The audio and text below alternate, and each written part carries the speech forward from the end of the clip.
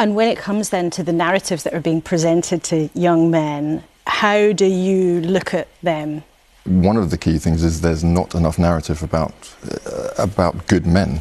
I'm asked to define in so many interviews, and which is why I sort of put my name to the cause. Suddenly everyone was asking me to define masculinity, which I thought was a very strange thing to have to define, because the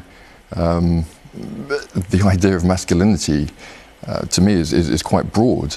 There's not sort of one thing that fits all, and a lot of the information, like Andrew Tate and a lot of other people on there, is pushing this very extreme form of masculinity, wrong form, and there's not enough good examples out there of good, kind men and the things they do. And what do you think is the risk of that toxic, you said extreme version of what it is to be a man? What's the risk of that, do you think? One of the stats was that from the report, 62% of young women are finding young men frightening, which is a very, very strange ideal that I personally don't see that. But is that something that's being pushed to young women on social media?